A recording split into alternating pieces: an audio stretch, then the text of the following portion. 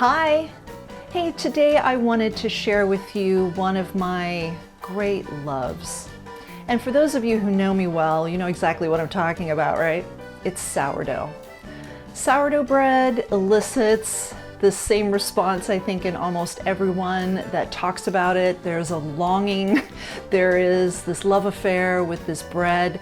And you know, it's funny when I'm in a restaurant and the waiter brings a loaf or a basket of bread to the table, most people will say, oh no, no bread for me. But as soon as somebody discovers, they look inside and they go, I think that's sourdough. Suddenly everybody wants some, like, oh gosh, oh, sourdough. It's the same response, right? They serve it with butter, it's warm from the oven. I mean, who can resist that, right? It's nearly impossible.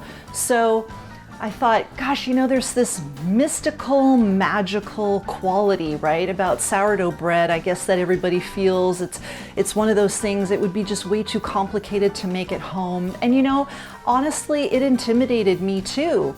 And then suddenly I just decided, you know what, I'm going to take on this challenge and I am going to research the heck out of this and see how other people are doing it, because I'm longingly reading about their sourdough baking experiments at home and pictures of their beautiful loaves calling my name. And anyway, you get it. So I took it upon myself this year to really look into this, see what it takes to make a loaf. And I've had some fails for sure, but you know what, I think I've gotten the hang of it. And so I wanted to share my knowledge now with you. If you're interested in learning how to make sourdough bread at home yourself, I'd love to show you how.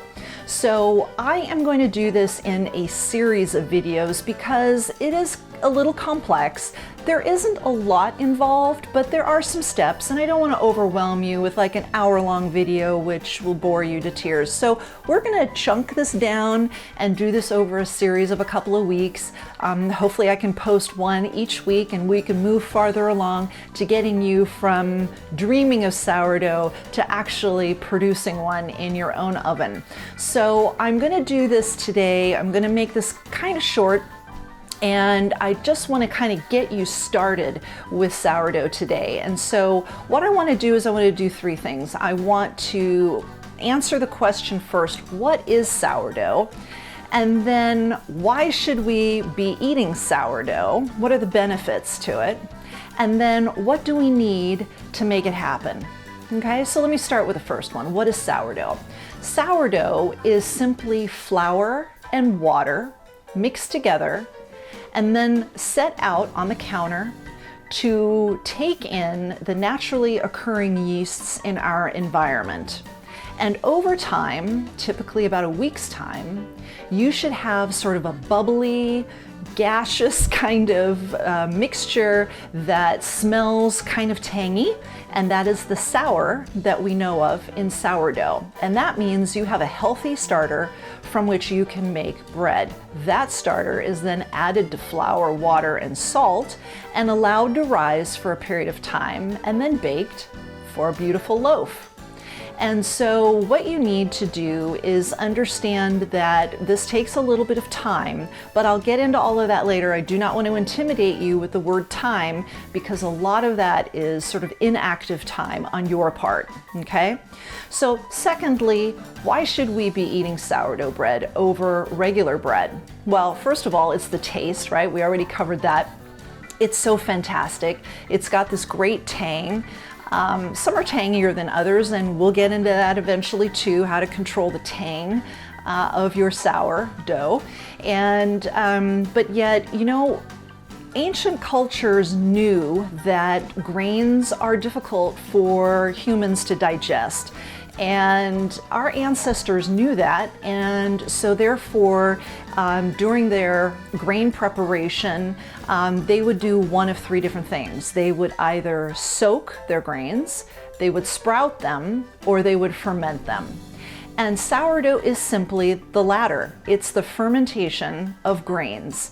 And so what's happening during that fermentation process is the sourdough, which contains yeasts, is fermenting the grains to which the starter has been added, and therefore breaking those grains down into more easily digestible particles, and they become easier for us to digest. So you're actually, by enjoying sourdough, improving your digestion by eating it. So a great reason to eat it, as if we didn't need one already, right? Lastly, what we need for making sourdough is actually three more things. We need patience, we need tools, and we need starter. So let me cover those. Patience. Why do we need patience? Well, like I said, the fermentation process takes time and you can't rush that. So you're gonna have to learn some patience, something I've always been in short supply of, but honestly, I have learned patience through this process by understanding that you cannot rush the fermentation process. It takes time, but it requires no time on your part. In honesty, to produce a loaf of bread, my active participation time is under 30 minutes. The rest is just me letting nature run its course. So all of that time that it takes to ferment, you can be doing other things like going to sleep, watching a movie, doing a load of laundry, going shopping, or whatever. A lot of that time is unattended time that you don't even need to worry about. So really, it takes maybe a half an hour of effort on my part. Okay, so patience. Secondly, you're going to need some tools, and I'm going to show you in a minute what we need, all right? Lastly, we are going to need a starter, as I mentioned. That really is the crux of the whole thing. Without an active, bubbly starter that is healthy and smells properly and looks great, you're not going to get the rise that you need in a loaf of sourdough, all right? So this week, all right, between today and next week's segment or video, I want you to go out and acquire all of the things that I'm about to mention that you don't have in your kitchen now. So your mission this week, should you choose to accept it, is to acquire those things that you don't have. All right, so let's get started talking about what you're gonna need. All right, I just wanna show you what my starter looks like. I'm gonna bring it a little closer. Hopefully you can see that the surface is bubbly, and that means it's active and has a good amount of yeast in it. If I take a sniff, I can certainly smell the yeast. It should smell that way. It should smell good. It should not smell like dirty socks or alcohol or anything kind of repugnant. It should just have a really nice yeasty smell to it, and it does. It's wonderful. So this is what you're shooting for, all right? To begin with, though, you certainly don't need a tub this size.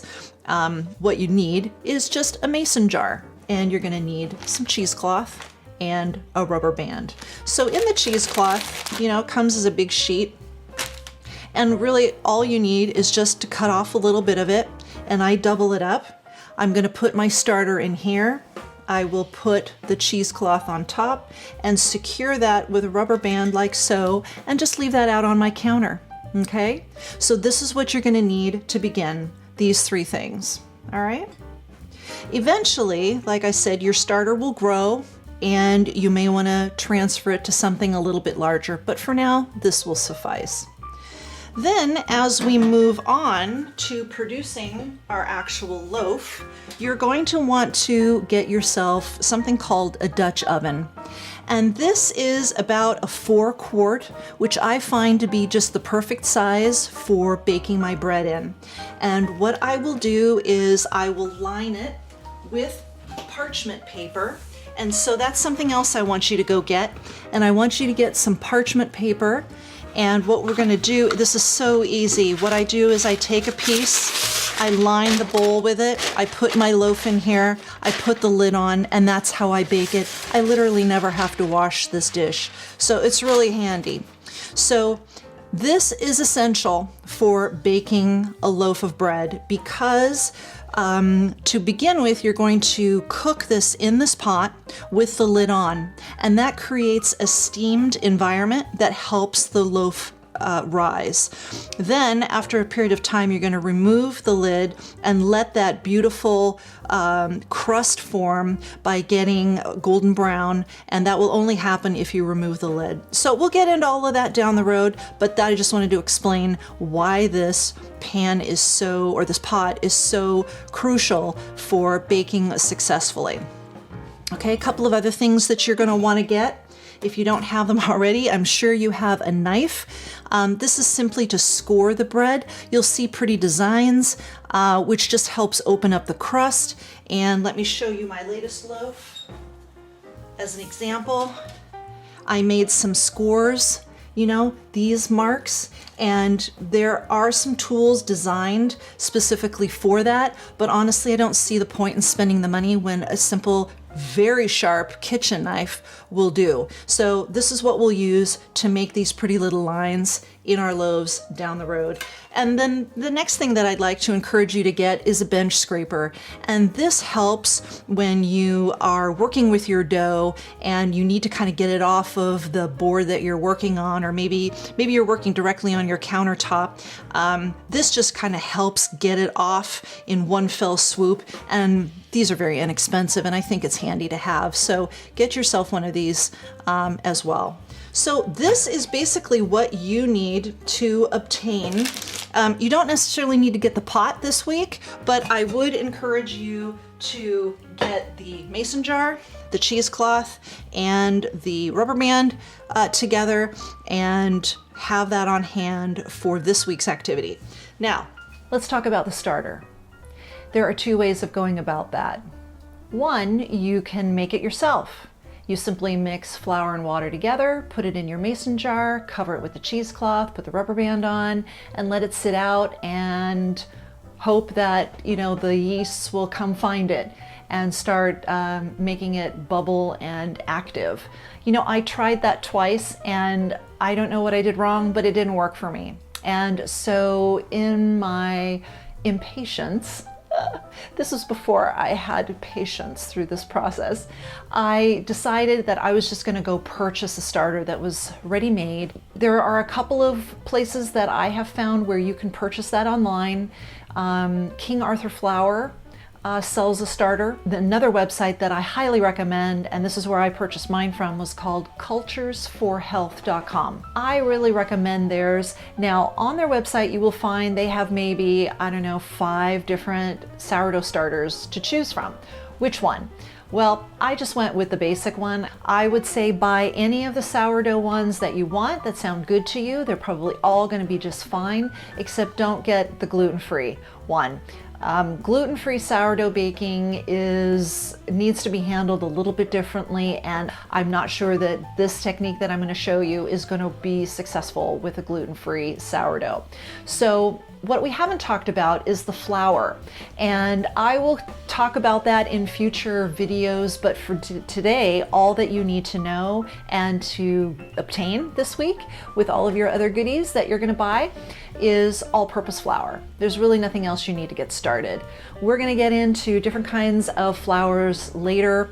We'll get into whole wheat, we'll talk about spelt, we'll talk about bread flour, we'll talk about all of those things. But for now, all you need is just general all-purpose flour. So make sure you have some of that on hand to get started. All right, and that's all you need this week. So go out and get what you don't have and report back next week when we continue with the second installment of my sourdough series.